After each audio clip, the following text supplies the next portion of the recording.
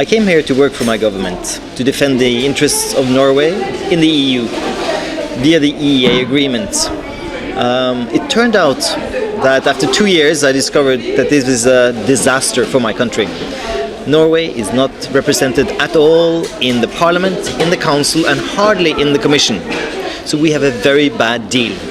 So I felt something had to be done. So what I started to do is, first of all, to work with companies and work with civil societies for them to see what the EU means, how it affects our society. I've had a blog, I have written in newspapers, I give talks all around the country on a regular basis. Now, because of this work, I've been lucky to be elected as the chairman or the leader of the Yes movement in Norway. Now, that is a daunting task because it's very difficult to persuade Norwegians who are so well off that they should become a full member of the EU. A normal week for me would be to be in Oslo or somewhere in Norway at least once a week.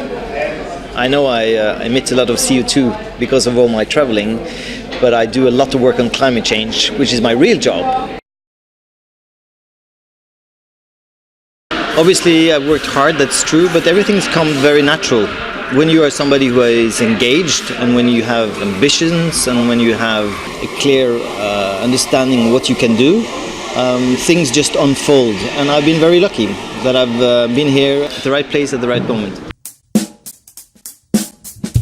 Yes, because Norway will not join the EU unless I really work very hard to make it happen. So in Norway we have to raise the awareness of what Europe means for every Norwegian. We have to build an organization that can be ready to have a national campaign towards a future referendum. I think the whole thing about wanting to become the commissioner is a vision and a dream.